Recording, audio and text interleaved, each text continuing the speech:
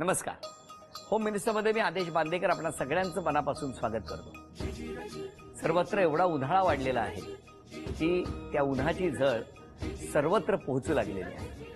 आणि अशा उन्हाळ्याच्या दिवसातच 18 मे हा दिवस आनंद देणारा ठरणार आहे. कारण त्या दिवशी सर्वत्र बऱ्याच ठिकाणी आपल्या नजीकच्या चित्रपटगृहामध्ये मंकी बात हा चित्रपट प्रदर्शित होतो आहे.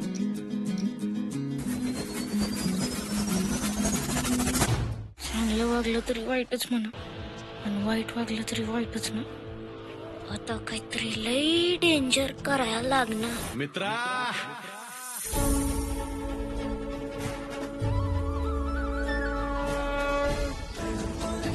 माकडाचा माणूस व्हायला अनेक वर्ष लागली, पण माणसाचं माकड व्हायला काही क्षण सुद्धा पुरतात. सर शूट हिम सर. या पूर्वीच्या भागामध्ये आपण गप्पा मारत होतो, चर्चा करत होतो त्या चित्रपटातील प्रत्येकाबरोबर जे जे आज स्टुडिओत आहेत त्यांच्याशी. त्याचे दिग्दर्शक आहेत विजू माने, त्यांनाही बोलतं करणार आहोत. त्या गप्पा पुन्हा सुरू करूया. मंकी बात हा विषय किंवा अशा विषयावर चित्रपट करावा कसं काय, म्हणजे कुठून सुरू झाली ही प्रक्रिया? काहीतरी वेगळ्या विषयावरचा चित्रपट करायचा असा नेहमी प्रयत्न असतो माझा, की जो आधी केलाय तसं नको. आणि आमची गंधार नावाची एक नाट्यसंस्था आहे ठाण्यात, जी फक्त आणि फक्त बालनाट्यच चळवळीसाठी काम करते. म्हणजे वेगवेगळ्या चळवळी आहे त्याच्यात. वंचितांचा रंगमंच असं रत्नाकर मतकरींनी शिकवलंय की जी कचरावेचक समाज आहे किंवा अशा दारिद्र्य रेषेखालची मुलं आहेत त्यांना आपण मुख्य प्रवाहात कसं आणू. आम्ही कधीतरी जव्हार मुखड्यातल्या मुलांना आणून त्यांना गडकरी रंगायतन दाखवा, त्यांना स्टेज लाईट दाखवा, अशी चळवळ चालवतो. आणि तिथे मंदार टिल्लू, आम्ही करमळकर वगैरे चर्चा करत असताना असं लक्षात आलं की लहान मुलं प्रमुख भूमिकेत असलेले मराठी चित्रपट खूप आहेत. वर्षातले 100 पैकी 70 चित्रपट तसे असतील, पण ते लहान मुलांसाठी नसतात की त्यांनी एन्जॉय करावे. असे बालचित्रपट मुळातच कमी बनतात, मग ते हिंदी असो किंवा मराठी. कारण आपण लहान मुलांना घेऊन जायचं तर कुठलं, मग स्पायडरमॅन बघा, बॅटमॅन बघा, अव्हेंजर्स बघा. मग आपल्याकडे गोष्टी नाहीत, आपल्याकडे इतकी क्रिएटिव्हिटी नाही की आपण लहान मुलांसाठी काहीतरी असं आणू की ते त्यांनी पाहावं, त्यांनी एन्जॉय करावं. असा विषय झाल्यानंतर म्हटलं नाही, लहान मुलांना ज्यावेळेला ते बसून पिक्चर बघतील थिएटरमध्ये खूप हसतील, खूप एन्जॉय करतील. आपल्या पालकांना तो सिनेमा पाहिल्यानंतर थँक्यू आई, थँक्यू बाबा, थँक्यू काका म्हणतील असा एक सिनेमा करायचा. आणि मग ती मंकी बात अशी आली गोष्ट आणि ती करायचा निर्णय घेतला. आणि ऑब्व्हियसली या सगळ्यांचा आणि माझ्या अख्ख्या टीमचा सपोर्ट फार महत्वाचा आहे. आता या सगळ्यांमध्ये न बसलेला अजून एक व्यक्ती आहे ज्याची या सिनेमात फार महत्वाची अशी भूमिका आहे. आणि सगळ्यांसाठी ते सरप्राईज यासाठी आहे की तो माणूस पहिल्यांदा अभिनेता म्हणून कॅमेऱ्यासमोर येतोय. अवधूत गुप्ते तुम्हाला हा जो 18 मेचा सिनेमा आहे मंकी बात, त्याच्यात 6 वेगवेगळ्या भूमिकांमध्ये दिसणार आहे. अरे वा. म्हणजे आधी अवधूतला ज्यावेळेला मी अप्रोच झालो की अवधूत एक गोष्ट ऐकवायची. तर जनरली असं आहे की आम्ही कधी भेटलो की आम्ही आमच्या पुढच्या सिनेमाचं काय डोक्यात आहे, अशी एक गोष्ट डोक्यात आहे, असं आहे, अशी चर्चा करत असतो. तर त्याला वाटलं की अशीच चर्चा आहे. मग आम्ही त्याच्या घरी गेलो, गप्पा मारता मारता मी त्याला गोष्ट सांगितलं. अरे मस्त गोष्ट आहे म्हटलं, आणि हा जो रोल आहे ना हा तुला करायचा आहे. वेगळा आहेस का विजू, अभिनय वगैरे नको, म्युझिक कोण करतंय. म्हटलं अरे नाही, म्युझिक ऑलरेडी ठरलंय माझं, सलील कुलकर्णी म्युझिक करणार, संदीप खरे लिहिणार, आणि मग मी काय करणार. म्हटलं तू अभिनय करायचा आहेस. नाही रे विजू असं नाही, अभिनय वगैरे नको. आणि ते एखाद्या गाण्यापुरता वगैरे अपिअरन्स ठीक असतो रे गायक म्हणून, आणि हे अवघड आहे 6 वेगवेगळ्या कॅरेक्टरमध्ये. तर मीच का पाहिजे तुला, इतर कोणी का चालणार. तर मला असं होतं की त्या व्यक्तीची, त्या नटाची ह्याच्या आधी कुठली इमेज नको. बरोबर. या भूमिकेमध्ये तो लोकांना सुपरिचित आहे वगैरे असं नको होतं. आणि शिवाय दुसरी महत्वाची गोष्ट म्हणजे लहान मुलांचा तो लाडका हवा. जसं आदेश भाऊजी सगळ्या महाराष्ट्रातल्या वहिन्यांचे आणि त्यांच्या मुलांचे लाडके आहेत, असा लहान मुलांचा लाडका हवा. वैद्यांचा चित्रपट केलास तर तू मला घे. 100% 100% कास्टिंग कर. हे सगळे कसे काय आले या चित्रपटात? विजय कदम आणि आमचा स्नेह अनेक वर्षांचा आम्ही भेटत होतो, पण काम कधीच एकत्र करण्याची वेळ आली नाही. विजयना विचारूया, थांबा, त्यांचा काय म्हणणं आहे, काय अनुभव आहे? हे मला सगळ्यात मोठं आश्चर्य की मी ह्याचा जेव्हा मला फोन आला तेव्हा मी चेन्नईला होतो आणि मला फोन नाही घेता आला. आणि म्हटलं कदाचित रेंजचा प्रॉब्लेम असेल. आणि जेव्हा रेंज मध्ये म्हटलं अरे तुझा फोन मगाशी मी बघितला, काय तू काम करतोयस माझ्या चित्रपटात आणि अप्रतिम तुझ्यासाठीच लिहिलेली भूमिका आहे. तेव्हाच म्हटलं की तू जर इतक्या आठवणीने आणि आपुलकीने मला सांगतोयस तर मी तुला बाकीचं काही विचारत नाही, तारखा दिल्या. इतका आमचा ज्याला म्हणतो ना की एकमेकांवरचा गाढा विश्वास. आणि त्याच्यानंतर मला वाटतं मी नंतर पुढचे 2 महिने अरे कधी करतोय मी तारखा ठेवल्या, कारण काही कारणानिमित्त पुढे गेलं, पण नंतर त्याला ज्या तारखा दिल्या. पण खरं सांगतो की कसा होता अनुभव संपूर्ण? अप्रतिम. मी मुळात कसं आहे माहिती आहे का की इतर वेळेला मी कुठे ना कुठे भेटलोय, त्याचे मी बरेचसे वेब सिरीजच्या बघतोय हे, पण प्रत्यक्ष काम करत असताना त्याचं काही वेळा सांगणं असायचं, अहो मला इथे विजय कदम नको, मला त्यातला तो पावटे काका पाहिजे का, तो मुलांना आवडायला पाहिजे. आणि मला ते पटत गेलं ते की आपण मुलांसाठी करतो आहे, एक अर्कचित्र आहे, पण ते अर्कचित्र पण ना ते गोड वाटलं पाहिजे, त्यातला अर्क मुलांना तो आवडला पाहिजे. आणि सतत मी काय काय म्हणायचो, माने सर सांगतील तेच मी करणार, त्याच्या पलीकडे मी करणार नाही. आणि तसंच केलं. त्याने सांगावं काय मी 2-3 माझ्या ऍडिशन्स त्यांनी कट केल्या, त्या अजूनही मला त्रास होतोय त्याचा. अरे 3 तासाचं असेल ना फिल्म, ती 6 तासाची नाही, ऍडिशन म्हणजे कमी होते पण पण ती तेव्हाच कापल्या नसत्या ना. ते डबिंग मला कळले, हे कापलो ते कापलो. बघितली फिल्म पद्माची? नाही नाही मला त्यांनी काही सांगितलं पण नाही, म्हणजे जे काही बघणार ते पडद्यावर. एकदम direct. आपल्यासारखी कोरी पाटी आहे. बिलकुल कोरीपाट. पुष्कर, विजू आणि मी खरं तर इंटर कॉलेजिएट एकांकिका स्पर्धांपासून हो एकमेकांना ओळखतो आहोत, पण एकत्र काम करण्याची संधी तशीही मिळालेली नव्हती. आणि विजू बरोबर मैत्री खूप छान. उबुंटू फिल्म बनवत असताना मी विजूकडनं मार्गदर्शन घेत होतो की लहान मुलांची सायकोलॉजी आणि त्यासाठी कोणाला भेटावं, काय करावं. उबुंटू फिल्मच्या सक्सेसमध्ये विजूचा खूप महत्वाचा वाटा आहे. त्यामुळे गोष्ट ऐकवण्यापासून फिल्म पहिल्यांदा दाखवण्यापर्यंत विजूचा सहभाग तिथे होताच उबुंटूला. तर त्याचा मला अचानक फोन आला की पुष्क्या आपल्याला उबुंटू पार्ट 2 करायचा आहे. म्हटलं म्हणजे मी एक लहान मुलांची फिल्म करतोय आणि त्यामध्ये तू काम करायचंयस. म्हटलं वा, कधी भेटूया, बोल. मी ठाण्यातच शूटिंग करतोय. तुम्हाला मी ठाण्यातच आहे, येतो. आणि त्याने गोष्ट ऐकवली. गोष्ट ऐकवल्यावरती मला खूप आवडली. आणि मला ह्याच्यात सगळ्यात जास्त आवडलं काय की ह्यातला त्या वायूचा बाप म्हणजे वायूचे वडील, ती भूमिका त्याने मला विचारली. आतापर्यंत मी केलेल्या सगळ्या भूमिकांचा विचार करता त्यातली खूप वेगळी भूमिका आहे, कारण ही भूमिका विनोदी नाही. जो सगळ्यांचा घरात दिसणारा बाप असतो, वडील असतात, तशी ती भूमिका आहे की मुलावरती नितांत प्रेम आहे, मुलाची काळजी आहे, मुलाचं योग्य संगोपन व्हायला पाहिजे म्हणून धडपडणारा आहे. पण कामाच्या धबडग्यात कोल्हापुरातून मुंबईत आल्यानंतर मुंबईच्या स्पीडला मॅच करताना त्याची दमछाक होते आणि मुलाला पुरेसा वेळ देता येत नाहीये. असा जो बाप आहे, असे जे वडील आहेत जे आपल्याला अनेक ठिकाणी आपल्याला दिसतात, तसा तो बाप आहे. आणि तो खूप हळवा देखील आहे.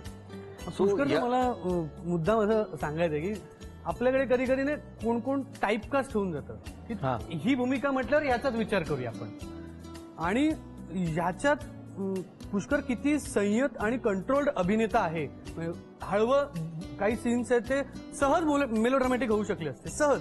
एक बाप आहे ज्याला मुलाची आठवण येते वगैरे वगैरे, पण ते इतक्या कंट्रोल इतकं छान केलंय पुष्करने की मलाच बघताना असं होतं की हो रे, कुठलाही वडील जो आहे तो थेट कनेक्ट होईल त्याच्याशी, त्या तेवढ्याच इमोशन्सशी. आणि त्यांनी फार संयत काम केलेलं. म्हणजे हे अरे वा. तुम्ही बघितलं वहिनी? नाही, मी नाही. नाही, तुम्हाला इथे- कोरीपाटी कोरीपाटी नाही, मी तेवढी 1, 2, 3 कोऱ्या पाट्या आहेत. 18 एप्रिल. नाही, मी तिला गोष्ट ऐकवली होती. गोष्ट ऐकवली आहे. गोष्ट ऐकवली. थोडंसं एक डबिंग. पण सगळ्या गोष्टी ऐकवतात ना ते. रात्री तिला गोष्ट ऐकूनच झोपवतो. रात्री तिला गोष्ट सांगूनच झोपवतो. एके दिवशी काय झालं, घरात असंच असेल ना वातावरण कायम असतात तेव्हा. पण हा ना एक खूप टिपिकल प्रश्न आहे हा. मला कित्येक वेळेला विचारलं होतं की एवढे विनोदी अभिनेते आहेत, मग तुम्हाला घरी खूप हसवत असतील ना. पण हो ना, मी खरंच म्हटलं आहे. हो, 30 वर्ष हसतच संसार केलाय, कधी भांडण झालं नाही, कधी काही झालं नाही. ते शक्य आहे का? काय भूमिकेबद्दल? खरं तर माझी आणि दादाची भेट झाली, जे आमचं मुख्य फील्ड आहे, म्हणजे अभिनय आणि डिरेक्शन हे आमचं सेकंड फील्ड आहे. आम्ही क्रिकेट खेळत असतो मधल्या वेळेत. तर आम्ही पुण्यात एका मॅचला होतो, एका टीममध्ये होतो आणि शक्य तितकं लांब होतो बॉलपासून. आणि ऑडमॅन आउट होतो आम्ही तिकडे आमची पहिली भेट झाली आणि आमच्या गप्पा झाल्या. आणि त्याच्या आधी दादाविषयी मी ऐकलं होतं, त्याचं काम पाहिलं होतं. आणि त्यानंतर मला वाटतं लगेच त्याचा फोन आला की असं असं आहे, सिनेमा करशील का. आणि लहान मुलांचा सिनेमा आहे, तर लहान मुलांचा सिनेमा म्हटल्यानंतर काय, म्हणजे कुणाला लहान व्हायला आवडणार नाही ना त्यांच्यासोबत काम करायचं म्हटल्यानंतर. आणि मग यातलं माझं जे पात्र आहे तो साहब जी हमारा नाम बहादुर से टापा है साहब, हम नेपाल से आए, मोमोज बेचा अभी यहाँ पे वॉचमॅन आहे साहब. त्यांनी मला ते नेपाळी कॅरेक्टर करायला दिलं आणि मला ना मी कसं काय केलं हा म्हणजे तो प्रामाणिक प्रयत्न मला पाहता येईलच, पण मला अशा प्रकारचा कुठेतरी करायला आवडतं की आपण आपल्यापेक्षा वेगळं काहीतरी, आपण जे आहोत त्यापेक्षा वेगळं काहीतरी करण्याचा प्रयत्न करायचा. आणि ती गंमत आहे. म्हणजे काय, मग त्याकरता आमच्या माझा जो गाडी धुतो नेहमी त्याला पकडलं, त्याला उसको चाय पिलाय साहब, मोमोज खिलाय साहब, उसको त्याच्याकडनं काढून घेतल्या गोष्टी. आणि नंतर ऑन फ्लोर विजुदा इतका कमालीचा हे आहे ना की तू जे तुझ्याकडनं येतं ते येऊ दे. आणि आम्ही जी काही गंमत केली, मजा केली या मुलांसोबत, हे सगळे जे मस्तीखोरी गँग आहे सगळी, ही सगळी मजा तुम्हाला 18 मेला पाहायला मिळणार आहे मन की बात मधून. बरं, तुझ्या घरात कशी काय रिॲक्शन? माझ्या घरात मी अजून तरी तिला सिनेमा दाखवलेले नाहीये. गोजिरीला नाही, गोजरीला मी सिनेमा दाखवले नाही, कारण मला ती जी तिची पहिली रिॲक्शन, हा गाण्यांवर मात्र ती प्रचंड खुश आहे त्या सिनेमाच्या. ती कोणी केली आहेत गाणी? संदीप खरेने लिहिली आहेत आणि सलील कुलकर्णी. आणि त्यात जे गाणं आहे ते सगळ्यात लहान मुलांना आवडतं. ते असं लिहिलंय की कुठे येऊन पडलो यार शा, येऊन नुसतं सडलो यार शा.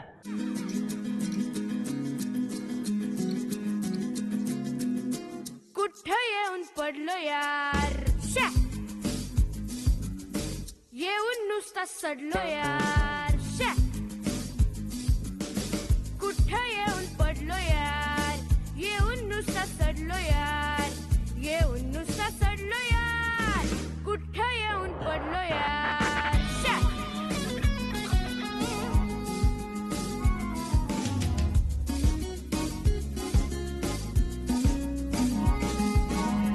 माझी राने डोंगर माती, हवा सुद्धा भारी होती.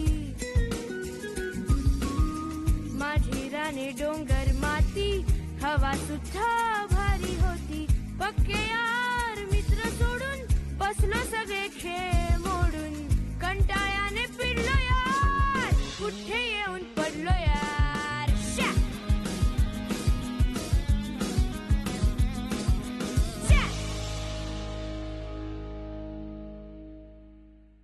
तर ते काही झालं की मला लय काय होते, कुठे येऊन पडलो यार शा. तर आली आहे ती? हो, आले ना. मग बोलवा ना गोजिरीला. गोजरी इकडे. अरे वा, व्हेरी गुड. गोजिरी कशी आहेस तू? मस्त. तू मस्ती करते? नाही ना. बरं, बाबांनी हा जो चित्रपट केलाय त्याच्याबद्दल तुला काय माहिती आहे? बाबांनी सांगितली गोष्ट? नाही. मग आता तू 18 मेला आमच्या बरोबरच बघायला येणार आहेस? अरे वा, व्हेरी गुड, छान. बरं, तू होम मिनिस्टर बघितलायस का कधी? हो? कधी बघितलायस? रोज बघते. बघ, आता तू सुद्धा आज होम मिनिस्टर मध्ये दिसणार. क्या बात. तुला आवडतो कार्यक्रम? बाबा घरी असतो? नाही. बाबा अभ्यास घेतो? नाही. गुड. आणि तरी तू हुशार आहेस. म्हणूनच तू हुशार आहेस. बरं, आता तू सांग बाळा, कसा होता तुझा अनुभव? खूप मजा आली. हा. आणि सेटवर पण खूप मजा यायची, कारण विजय काका होते, समीर दादा होता. माझे डोळे थोडे छोटे आहेत, त्यामुळे विजय काका मला नेहमी नेपाळी म्हणून बोलवतात. आणि ते अशा पद्धतीने बोलवतात की माझं लक्ष जातच. आणि मग ते नंतर मला विचारतात, तू कशाला बघतोय, तू नेपाळी आहेस. त्यामुळे ती एक मजा होती. आणि अवधूत दादा होता, हा, तो तर एकदम कूल आहे, बर. काही टेन्शन नाही एकदम. भार्गवी नमस्कार. आता आईची भूमिका आपण करता, कसा होता एक्सपिरियन्स हा संपूर्ण या चित्रपटातला? आतापर्यंत मी 2-3 सिनेमांमध्ये आईची भूमिका केलेली आहे. फिल्मची खूप छान छोटीशी मजा अशी आहे, या फिल्ममध्ये कोल्हापुरी टोन आहे बोलण्याचा, आणि तो माझ्याकडे अजिबातच नव्हता. पण हॅट्स ऑफ टू विजू आणि पुष्कर, या दोघांमुळे तो टोन पकडणं आणि त्या टोनमुळे त्या विचाराची एक आई. कारण प्रत्येक, आता आपण असं म्हणू की दादरमध्ये राहणारी आई आणि कोल्हापूरमध्ये राहणारी आई, शेवटी प्रेम जरी महत्वाचं असलं किंवा भावना जरी सेम असला, त्या व्यक्त करण्याच्या पद्धती बदलत जातात. कारण भीती, काळजी वेगळी आहे शहरातल्या मुलांची किंवा गावातल्या मुलांच्या आयांची. सो ते मला एक शिकताना या दोघांनी खूप मदत केली, विजू आणि. प्रत्येकाने मला एकेका वाक्यात सांगायचं की हा का बघायचा. आपल्यातलं लहानपण शोधण्यासाठी तुम्ही नक्की हा चित्रपट बघा, मज्जा येईल बघायला खूप. खूप टेन्शन्स आहेत आयुष्यात, खूप चिंता आहेत, सगळं विसरायचं असेल आणि मला 95 मिनिटं खूप आनंदात माझ्या फॅमिलीसोबत, माझ्या कुटुंबासोबत घालवायची असं वाटत असेल तर मन की बात बघायला या थिएटरमध्ये. आपल्या आयुष्यामध्ये आता इतके प्रॉब्लेम्स असल्यामुळे ना एक इनोसन्स निघून गेल्यासारखा झालाय. तर तो इनोसन्स लहान मुलांच्या माध्यमातून आपल्याला बघायला मिळेल आणि तो इनोसन्स परत अनुभवता यावा म्हणून पिक्चर बघा. प्रत्येकाच्या मनात एक खोडकर माकड असतं आणि ते माकड चाळी बघण्यासाठी तरी मन की बात बघा.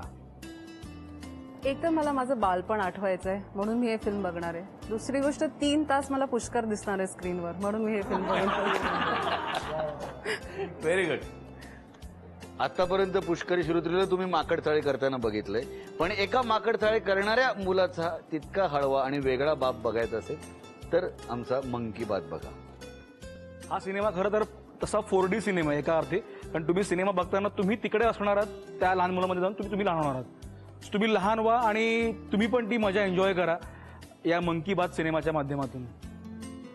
स्वतःतलं एक लहान मूल शोधण्यासाठी आणि तुमच्या घरातल्या लहान मुलांना एक वेगळा अनुभव देण्यासाठी, नॉर्मल कार्टून्स आणि या सगळ्यांव्यतिरिक्त एक वेगळा अनुभव देण्यासाठी म्हणून तुम्ही मन की बात बघा. या सुट्टीत एक मेमोरेबल मुमेंट तुमच्या लक्षात राहील त्यासाठी तुम्ही हा सिनेमा बघा.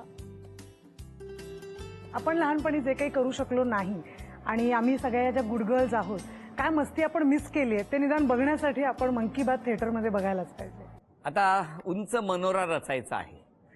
तुमच्या 5 जणींपैकी ज्यांचा मनोरा उंच असणार, वेळ आहे अर्थातच 1 मिनिटाची, या 5 जणींपैकी ज्या उंच मनोरा रचणार त्या 1 माऊली आजच्या भागात होम मिनिस्टर ठरणार.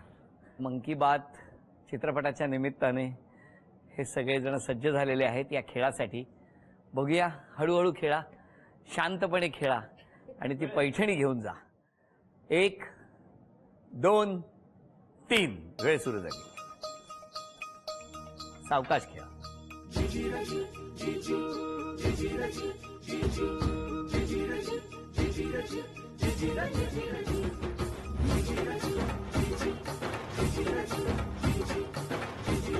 कम ऑन अनु.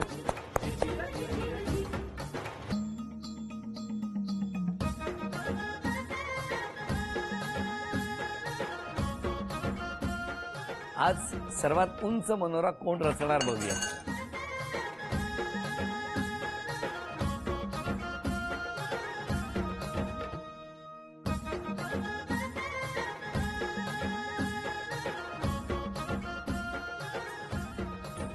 वेळ आहे अजूनही 30 सेकंद बाकी आहेत अजून. काय हरकत आहे, मी घेईन तुझ्यासाठी पैठणी. रेडी आहेस का तू? माझे हात जाम थरथरत आहेत.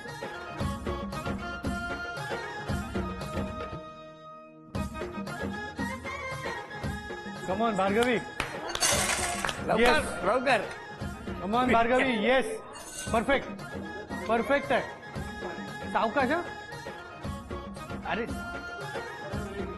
वेळ काय काय नाही, आरामात. सावकाश. नाही लागले जास्त उंच तरी चालेल. तिला ते वाटलं असेल. थांबायचं कुठे ते कळू दे जानू. आरामात लवकर. आरामात रिलॅक्स राहा. 7, रिलॅक्स राहा.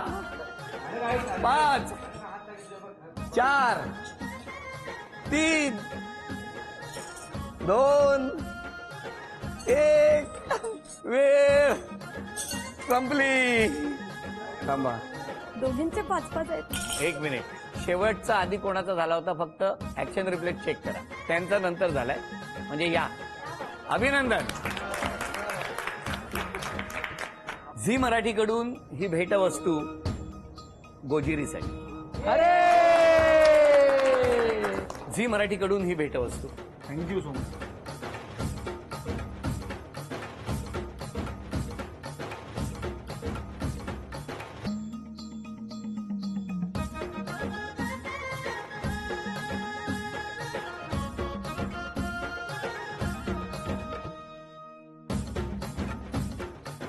आणि मानेवहिनींना तथास्तू पुणे यांच्याकडून मिळते आहे पैठणी.